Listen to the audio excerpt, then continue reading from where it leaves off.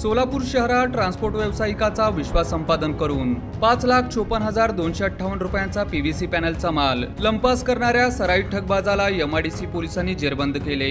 आरोपीकडून फसवणुकीचा माल, गुन्ह्यात वापरलेला आयशर ट्रक आणि 2 मोबाईल असा एकूण 21,19,258 रुपयांचा मुद्देमाल जप्त करण्यात आला।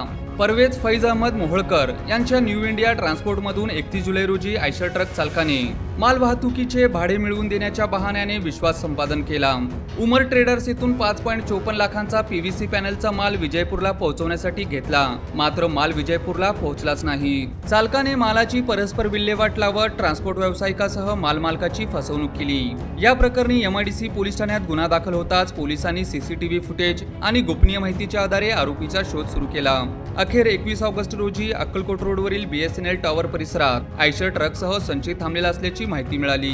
गुन्हे प्रकटीकरण पथकाने तत्काळ कारवाई करून प्रतीक दत्तात्रय निंबाळकर वय 26 राहणार गोपाळवाडी दौंड याला ताब्यात घेतले।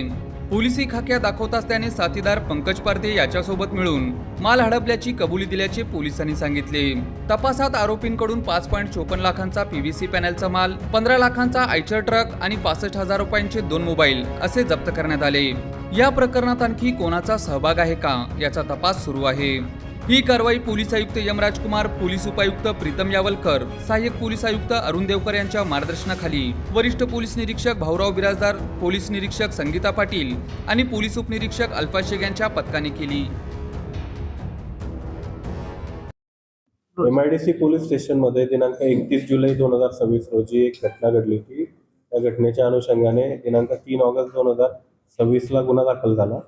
318(4) आणि 316(3) या कलमांअंतर्गत। त्यामध्ये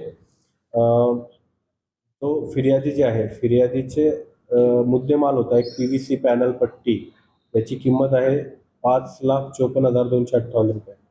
तर तो मुद्देमाल आरोपी जो आहे, आरोपी त्याच्या ट्रकमध्ये घेऊन विजापूरला जाणं अपेक्षित होतं, परंतु त्याने तो मुद्देमाल जो आहे तो बारामतीला नेला, स्वतः फोन स्विच ऑफ केला आणि ट्रान्सपोर्टरला कुठलीही कल्पना न देता ज्या ठिकाणी मुद्देमाल पोच करणं अपेक्षित होतं त्या ठिकाणी पोच न करता हा मुद्देमाल तिसऱ्याच व्यापाऱ्याला विकला आणि हा आरोपी फरार झाला। त्यानंतर दिनांक 21 ऑगस्ट 2026 रोजी एमआयडीसीची टीम, डीबीची, त्या टीममध्ये PSI अल्फा शेख आणि इतर सर्व जे आहेत त्यांची नावं मी अगोदर सांगितली, तर त्या सर्वांनी तिथे जाऊन आरोपीला ताब्यात घेतलं आणि 21 ऑगस्ट रोजी त्याची कस्टडी घेतली। मान्य न्यायालयाने त्याला 3 दिवसाची कस्टडी दिली होती आरोपीला।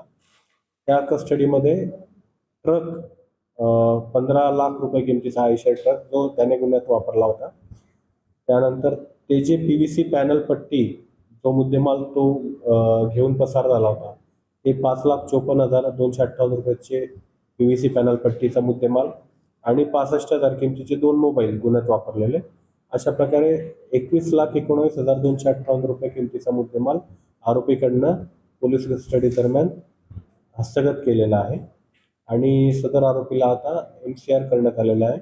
या आरोपीसोबत आणखी एक आरोपी चा सहभाग असल्याचे तपासामध्ये निष्पन्न झालेले आहे। त्या आरोपीचा शोध अजून चालू आहे।